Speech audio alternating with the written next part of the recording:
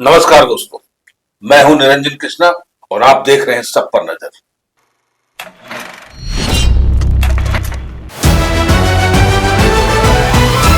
धनबाद में स्वास्थ्य सेवाओं और मजबूत करने की दिशा में एक महत्वपूर्ण कदम उठाया गया। राष्ट्रीय स्वास्थ्य मिशन NHM के तहत संविदा आधारित नियुक्ति प्रक्रिया पूरी करते हुए विभिन्न 18 पदों पर 120 अभ्यर्थियों की नियुक्ति की गई।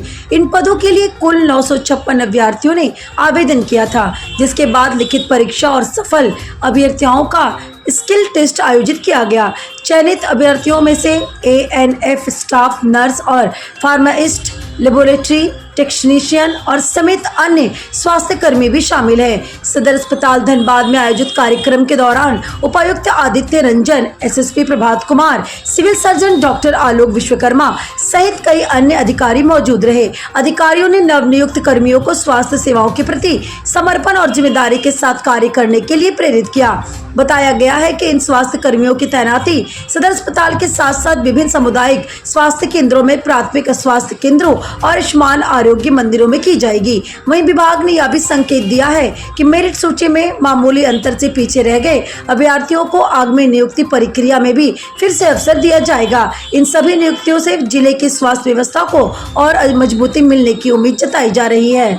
ब्यूरो की रिपोर्ट। फील्ड में काम करना है, क्या क्या सरकार की योजनाएं हैं, योजनाओं को आखिरी व्यक्ति तक कैसे पहुंचाना है, इन सब पर चर्चा हुई और अभी ट्रेनिंग इनकी चलेगी और ट्रेनिंग के पश्चात हम लोग सर्टिफिकेट वेरिफिकेशन पैरेलली कर रहे हैं। उसके बाद इनकी नियुक्ति पत्र भी हम लोग। अभी आप बोल रहे थे कि 200-250 के आसपास नया बिल्डिंग्स मिलेगा, क्या अभी HSC जो बन रहा है 15 फिनांस से बन रहा है, PM अफीम से बन रहा है, तो सभी पंचायत क्षेत्रों में हम लोगों का है कि 8,000 से 10,000 जहाँ आबादी है वहाँ पर स्वास्थ्य उपकेंद्र बन रहा है और सब लगभग टेंडर प्रक्रिया या तो आधे से ज़्यादा का हो रखा है, आधे से ज़्यादा एग्रीमेंट हो गया है और लगभग 150 से 200 के बीच में काम लगा हुआ है। मुझे लगता है कि जनवरी नेक्स्ट ईयर तक हमारे पास कुल 350 के आसपास सरकारी अस्पताल स्ट्रक्चर होगा, HSC, PHC, CHC सदर मिला के, और उसी अनुसार हम लोग CHO का भी डिमांड किए हैं। विभाग में CHO आ जाएगा और उसी अनुसार अभी हम लोग आज कर्मियों को भी हायरिंग कर रहे हैं। नेक्स्ट फेज में एक और राउंड NHM की नियुक्ति होनी, वो भी हो जाएगा। कुछ आउटसोर्स से कर्मी आएंगे। मूल मकसद जो राज्य सरकार का है, माननीय मुख्यमंत्री जी का है, स्वास्थ्य मंत्री जी का है कि गाँव-गाँव तक जितने हमारे अस्पताल हैं उसमें सभी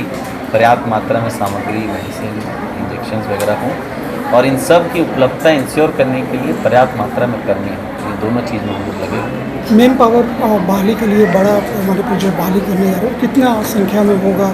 अभी नेक्स्ट राउंड में 100+ और बहाली होना है। 120 आज हो गया, उसमें भी 20 वैकेंसी रह गया, उस वैकेंसी को फिर हम लोग भरेंगे। कुल लगभग 250 से 300 के बीच में NHM में बहाली होनी है और अनदर आउटसोर्स से 300 से 400 के बीच में लोगों को।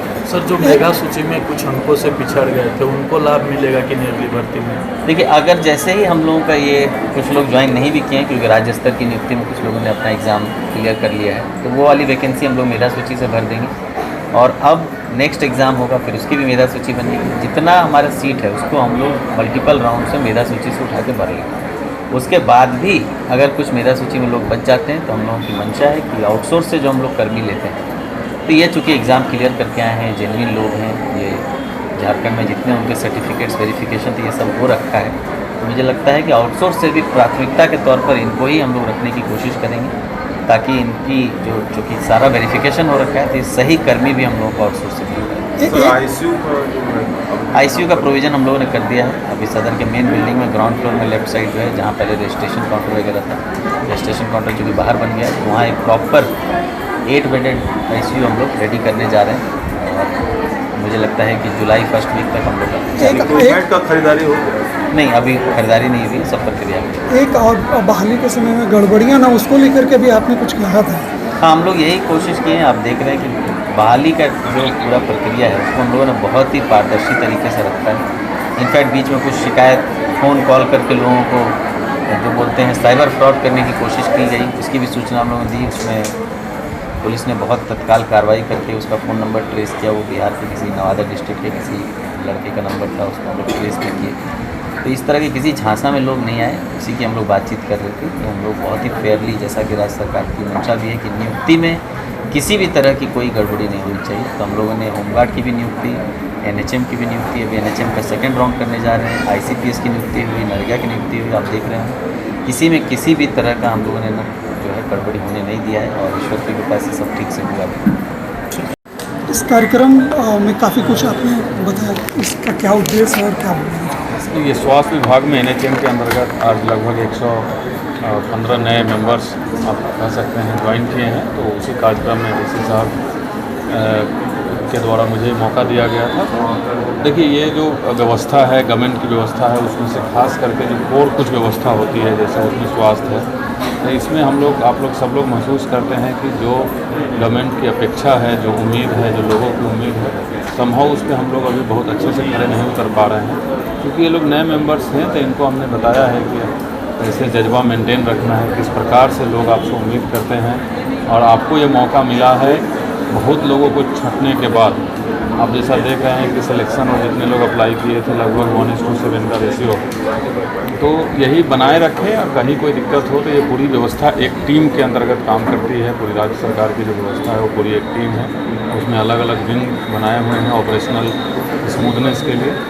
तो मैंने बस यही मोटिवेट किया लोगों को कि ये अपॉर्चुनिटी मिली है, इस अपॉर्चुनिटी को बढ़िया से फ़ायदा उठाते हुए लोगों की सेवा करना है। और ये एक महज नौकरी नहीं है, लोगों को सेवा करना है। और हम लोगों को इस प्रकार से मिलकर काम करना है कि जिस व्यवस्था के तहत हम लोग हैं, लोगों को उस व्यवस्था पर भरोसा बने, लोग भरोसा जताएं और लोग अब जो उनकी उम्मीद है उस पर हम लोग खरा उतरे और लोग इस व्यवस्था का लाभ ले उठाएं। गड़बड़ियाँ ना हो उसके लिए आप लोगों ने पहले भी कदम उठाया, अभी फिर बहाली होने जा रही है। नियुक्ति जो है वो किसी भी, हम लोगों की भी नियुक्ति हो या किसी की भी नियुक्ति हो, वो सबसे पहली चीज़ है। अगर उसी में गड़बड़ी हो जाती है तो पूरी करियर अगले 30-35 साल जितने दिन नौकरी कीजिएगा, तो शुरुआत बिल्कुल गड़बड़ी नहीं होनी चाहिए। ये बहुत ही महत्वपूर्ण चीज़ है, बहुत लोग इसको समझ नहीं पाते हैं।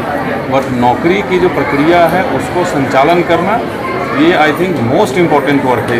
इससे इम्पोर्टेंट वर्क मुझे अभी तक कोई नहीं लगता है। उसमें किसी प्रकार की कोई गड़बड़ी नहीं होनी चाहिए और उसमें जो गड़बड़ी करता है वो कोई भी सज़ा उसके लिए कम होनी चाहिए, क्योंकि हम नींव ही गड़बड़ रख दे रहे हैं और आगे फिर 30 साल तक उस गड़बड़ नींव पर ढोना है। तो हम लोग सबकी मंशा रहती है, डीसी साहब को भी आप देख रहे हैं, सुन रहे हैं। नियुक्ति में हम लोग बहुत ही वी आर वेरी स्ट्रिक्ट, वो सही होनी चाहिए। हेमंत सरकार की उपलब्धियाँ किस तरह से आप देख रहे हैं? नहीं, देखिए, हम लोग डिस्ट्रिक्ट लेवल पे काम कर रहे हैं और सारा सब काम राज्य सरकार के जो मुखिया हैं उन्हीं के निर्देशन पे और उन्हीं की मंशा के अनुरूप होता है। तो मंशा एक ही है। मैं अगर पुलिस में हूँ तो स्पष्ट निर्देश है एक लाइन का, विधि व्यवस्था एकदम सुदृढ़ रहनी चाहिए। किसी भी प्रकार से कोई क्रिमिनल एक्टिविटी या गैर कानूनी एक्टिविटी में कोई पाया जाता है तो उस पर किसी प्रकार का कोई बोलते हैं ना, थोड़ा भी उसके साथ व्यवहार ठीक से नहीं किया जाएगा डेफिनेटली। और लोगों की सेवा के लिए हम लोग हैं, लोगों की सेवा बढ़िया से होती रहे और डिस्ट्रिक्ट लेवल पे हम लोग हैं। डिस्ट्रिक्ट लेवल पर किसी प्रकार की कोई शिकायत नहीं हो, जिस अपेक्षा के साथ हम लोगों को यहाँ भेजा गया उस अपेक्षा पे हम लोग खरे उतरे, यही हम लोगों की मंशा है।